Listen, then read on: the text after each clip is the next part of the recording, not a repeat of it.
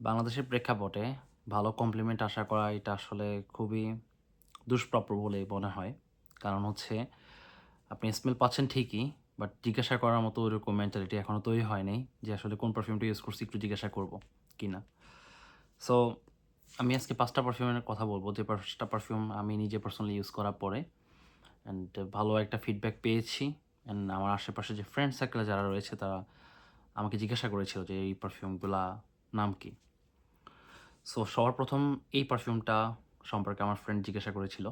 এটা হচ্ছে রাওদা হামেদ আল মাকরির ব্র্যান্ডের। খুবই ভালো একটা পারফিউম। মদিনা মনোয়ারাতে গেলে এই পারফিউমটার স্মেল অহরহ নাকে ভেসে আসে।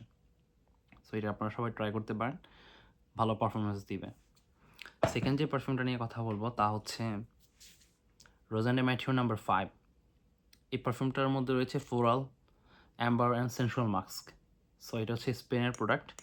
পারফরমেন্স লংজিভিটি 10 থেকে 12 ঘন্টার মতো, অ্যান্ড এটা ভালো রিকমেন্ডেশন পেয়েছি আমি। থার্ড যে পারফিউমটা নিয়ে কথা বলবো তা হচ্ছে ইউনিক লাক্সারি ইস্তাম্বুল। এটা হচ্ছে তুরস্কের।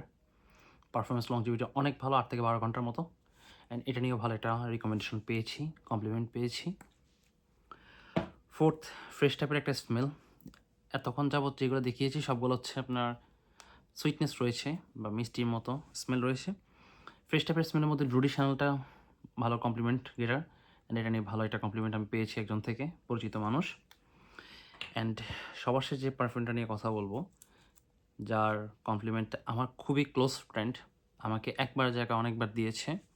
যখনই তার সাথে আমার বাইকে ঘোরাঘুরি করা হয় তখনই সে আমাকে ভালো কমপ্লিমেন্ট দিয়েছে, তা হচ্ছে উড অ্যান্ড রোজেস। এটা 2024-এর ব্যাচ। পারফিউমের ক্ষেত্রে পারফরমেন্স লংজিভিটি ব্যাচের উপর ডিপেন্ড করে। যত পুরাতন ব্যাচ তত পারফরমেন্স ভালো পাওয়া যায়। সো এই পারফিউমটা আপুদের অনেক বেশি পছন্দের perfume, wood and roses. So যে 4-5টা দেখিয়েছি সবগুলাই বেটার,